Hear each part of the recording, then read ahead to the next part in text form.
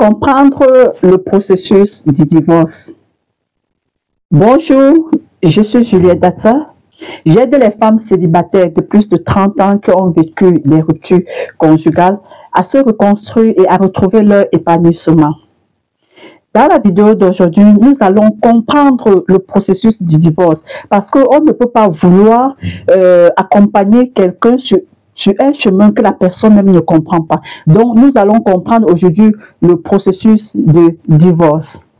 Avant d'aller dans la vidéo, je voulais d'abord vous inviter à télécharger le guide pratique. Il est gratuit, que j'ai intitulé 30 jours pour se rebâtir.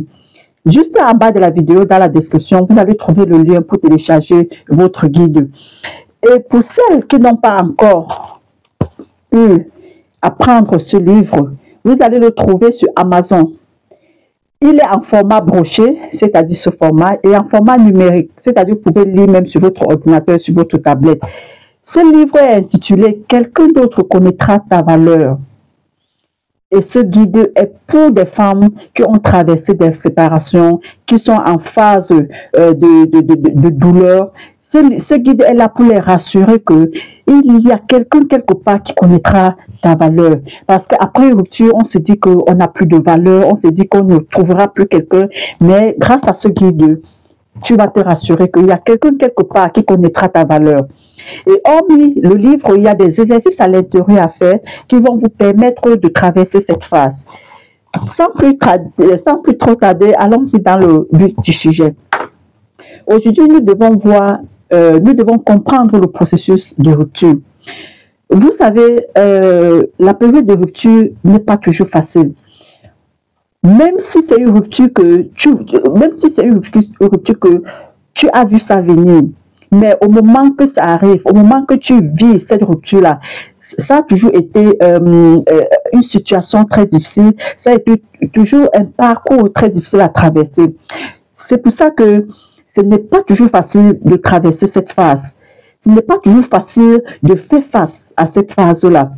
Et quand plusieurs femmes traversent cette phase, elles se posent beaucoup de questions. Surtout les femmes se posent beaucoup de questions. Où est-ce que j'ai échoué? Où est-ce que j'ai échoué? Comment n'ai-je pas pu maintenir mon couple? Même si tu es consciente que ce mariage était d'office voué à l'échec, même si tu es consciente, même si tu as cette conscience que ce couple ne pouvait pas fonctionner, que c'était d'office lié à l'échec. Mais tu vas toujours te poser cette question, tu vas toujours te culpabiliser, tu auras toujours cette tendance à te demander où est-ce que j'ai échoué, comment est-ce que je n'ai pas pu maintenir cette relation, comment est-ce que je n'ai pas pu aller au bout de cette relation. Et quand tu te poses cette question, tu ressens, il y a des sentiments, il y a des ressentiments qui te submergent. Il y a par exemple la peur. La peur de ne plus jamais retrouver l'amour. Tu te demandes, est-ce que je vais encore un jour retrouver l'amour? La peur de rester seul. La peur de rester seul. Tu vas te demander, comment est-ce que je vais résister? Comment est-ce que je vais réussir à rester seul? La perte de l'identité aussi, parce que il fut autrefois, tu étais madame, on t'appelait madame telle, madame ceci, madame telle personne, et aujourd'hui tu te retrouves célibataire. Tu te poses la question à savoir, qui suis-je maintenant? Hier j'étais madame X, aujourd'hui je suis célibataire. Cette perte d'identité, ça demande beaucoup de temps. Parce que tu vas toujours rencontrer sur ton chemin les gens qui vont tout t'appeler Madame X. Les gens qui étaient habitués à t'appeler Madame telle, ils vont toujours t'appeler Madame X. Et tu vois, à ce moment, ça va un peu te faire genre, quoi. Tu comprends un peu que tu es redevenu célibataire et on t'appelle Madame telle. Et c'est naturel. Et c'est quelque chose de logique de le ressentir, d'accord? Et tu vas aussi ressentir la peur d'être incomprise. Parce que tu vas beau expliquer ce que tu vivais, tu vas beau expliquer ce que tu traversais, mais tu auras toujours cette tendance que les gens te comprennent pas. Les gens ne comprennent pas. En fait, tu as beau expliquer, mais les gens ne te comprennent pas. Donc, tu as cette peur-là, cette peur d'être incomprise. Et tu ressens aussi la peur d'être rejeté. La peur d'être rejeté. Tu peux être rejeté par n'importe qui. Tu peux être rejeté même par par les membres de ta famille. Tu peux être rejeté par les amis. Tu peux être rejeté par la communauté à qui peut-être tu appartenais avec ton ex-mari. Donc, il y a toute cette peur-là qui nous envahissent. Et ensuite, on ressent aussi la honte. Tu vas ressentir la honte. Tu vas ressentir la honte de l'autre. Tu vas ressentir la honte de ta communauté. Tu vas ressentir la honte de toi-même. Tu comprends? À un moment donné, tu t'assois, tu as honte. C'est comme si ta vie était vouée à l'échec. C'est comme si tu étais incapable de gérer quelque chose. C'est comme si, en fait, c'est comme si tu ne vaux rien. Tu comprends un peu? En fait, tu te globalises sur un « je ne vaux rien ». D'accord? Mais il faut savoir que tout ça, c'est naturel. Tout ça, c'est normal de ressentir parce que tu viens de traverser une épreuve, tu viens de traverser un choc. Donc, en fait, c'est normal de ressentir tout ça. Mais il faut savoir que tout ça n'a rien à voir avec vos valeurs. D'accord? Vous avez vos valeurs à vous. Vous avez vos valeurs. Faut pas vous culpabiliser. Faut pas rester là, vous morfondre. Faut pas rester là toujours dans cet esprit de culpabilité, cet esprit d'échec, cet esprit de comment est-ce que je n'ai pas pu? Comment est-ce que je n'ai pas pu? Cet esprit de point d'interrogation. Non, il faut sortir de cet esprit. Il faut savoir que ça a été une étape de votre vie.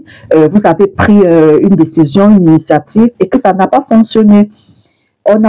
Tout chemin qu'on prend dans la vie n'est pas toujours voué à la réussite. On prend des chemins et quand on échoue, c'est comme même les business, c'est comme les affaires. Tu te lances dans l'entrepreneuriat et c'est pas toujours dit que tu vas réussir, tu vas échouer. Tu te lances dans je ne sais n'importe quoi et tu n'as pas toujours tendance à arriver. Donc, le mariage fait aussi partie de ces processus-là. Tu as bien commencé avec la volonté de réussir, avec la volonté de finir ta vie avec cette personne, mais au cours de la route, avec les circonstances de la vie, c'est arrivé au point où vous ne vous entendiez plus, ça n'allait plus, et que la solution était le divorce. Parce que il faut aussi comprendre que à un certain niveau, dans un couple, la solution, c'est le divorce. À un certain niveau, la solution, c'est le divorce. On va vous dire non, on ne doit pas divorcer selon nos cultures, selon nos pensées, selon dans quoi nous avons grandi. Mais à un niveau, la solution, c'est le divorce. La solution, c'est de se libérer. La solution, c'est de libérer aussi l'autre. Pas seulement se libérer seul, mais libérer aussi l'autre. À un certain niveau, c'est ça la solution. Donc, faut pas toujours vous culpabiliser, faut pas toujours avoir l'esprit d'échec, l'esprit de honte. Non, il faut éviter ça. D'accord? Et maintenant, nous allons voir les processus quand on traverse une phase de deuil. Généralement, on a 4 grands processus. Quand on traverse 5 processus, quand nous traversons la phase de deuil. Il y a le déni. Parce que quand tu viens d'entrer dans ta phase de rupture, il y a d'abord ce sentiment de nier. En fait, tu n'acceptes pas. Tu n'arrives pas à accepter que cela puisse t'arriver. Surtout quand c'est l'autre qui te quitte. Tu n'arrives pas à accepter. Et même bien quand c'est toi qui quittes l'autre, à un moment donné, tu n'arrives pas à accepter quoi. Donc, il y a ce déni. Le déni de dire non, c'est pas vrai, c'est pas vrai, c'est pas arrivé, on s'était promis telle chose, on avait des ambitions, on avait des plans de vie. Et comment est-ce que c'est fini comme ça? Donc, il y a ce déni-là. Et ensuite, il y a la colère. Une fois que tu t'es rendu compte que c'est vrai, subitement le sentiment de colère t'envahit. Tu as cette colère non de l'autre, mais de toi-même. Donc, il y a cette colère qui t'envahit, il y a cette colère qui te submerge, et c'est normal. Et c'est normal, c'est normal, parce que c'est ta vie qui est en train de chambouler. C'est normal de ressentir cette colère-là. Et après ce sentiment de colère, tu entres dans la phase de négociation. Tu te dis, et si on pouvait récupérer? Et si je faisais quelque chose? Peut-être si je fais quelque chose, ça va un peu changer. Peut-être, et si je... En fait, tu te mets dans ce concept de et si je, et si on, et si je faisais telle chose. Ça, c'est dans la phase de négociation. Mais après, quand tu te rends compte que non, peut-être que tu avais déjà essayé, peut-être que même en faisant les si je, ça ne va pas marcher, c'est où tu entres dans la dépression. Tu entres maintenant dans la phase de dépression. Tu ne veux plus rien faire de ta vie. Tu ne veux plus rien faire. Tu veux juste... parfois, certaines pensent même au suicide. Parfois, ça va au niveau où tu penses même à te suicider.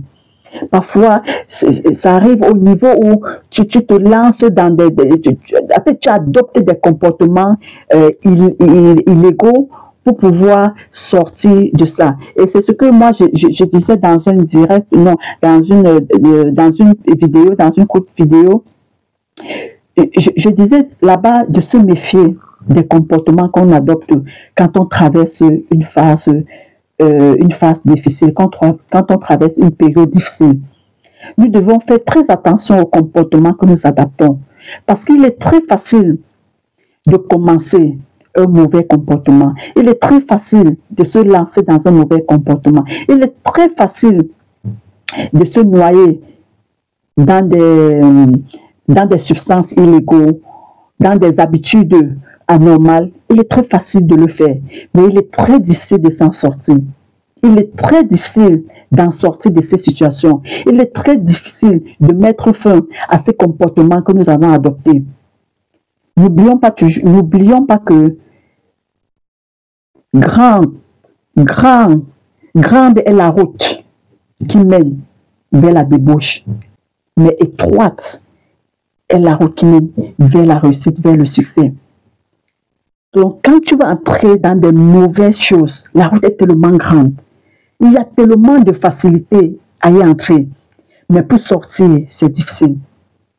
Donc, après, quand tu entres dans cette phase de dépression, il faut faire très attention. C'est pour ça que quand tu traverses cette phase de dépression, c'est très important d'être accompagné. C'est très important d'être entouré de bonnes personnes. De bonnes personnes, je le répète, de bonnes personnes.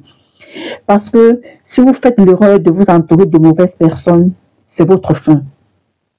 Faites l'effort, quand vous traversez cette phase de dépression, d'être accompagné. Vous pouvez consulter un mentor comme moi, vous pouvez consulter un coach, vous pouvez consulter une psychologue ou bien un psychologue, ou bien une thérapeute, ou bien vous pouvez faire partie de bonnes communautés. Vous pouvez être accompagné par un membre, par des membres de votre famille qui ont foi à vous, qui ont confiance en vous. Donc, en tout cas, faites-vous accompagner par de belles personnes, par de bonnes personnes pour pouvoir traverser cette phase de dépression. Et ensuite, la dernière phase de deuil, c'est l'acceptation. Oui, c'est la phase que tu acceptes.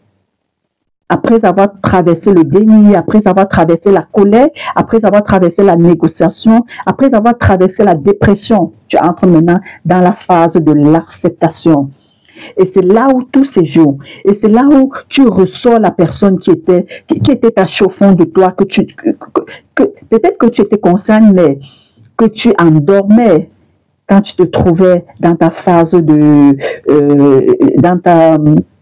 comment on appelle ça, quand tu te trouvais dans ta phase de confort, quand tu te trouvais dans ton confort, c'est là où tu ressors cette personne, c'est là où tu ressors tes capacités, c'est là où tu trouves le génie qui était caché dans toi, oui. Quand tu traverses la phase de l'acceptation, ça fait sortir cette personne-là. Ça fait sortir cette personne. Donc, vous comprenez que avant de vouloir être accompagné, avant de vouloir se reconstruire. Avant de vouloir se reconstruire, il faut d'abord comprendre ce processus de divorce. Et une fois que vous comprenez ce processus de divorce, la phase de reconstruction, la phase pour vous rebâtir, elle sera, bon, pas dit facile, mais elle sera plus accessible, elle sera plus correcte, pour vous, elle sera plus compréhensible et plus normale. J'espère que cette vidéo a parlé à quelqu'un. N'oubliez pas de vous abonner si ce n'est pas encore fait, si ce n'est pas encore le cas. N'oubliez pas de vous abonner car ici nous partageons beaucoup de pépites. N'oubliez pas de vous abonner et d'activer la cloche de notification. N'oubliez pas aussi de partager autour de vous car ça peut aider quelqu'un. Et surtout si vous n'avez pas pris votre livre, si vous n'avez pas encore pris votre livre, quelqu'un d'autre connaîtra ta valeur, commandez-le vite sur Amazon. À la description, je mettrai aussi le lien pour commander le livre. On se dit à la prochaine vidéo. Ciao.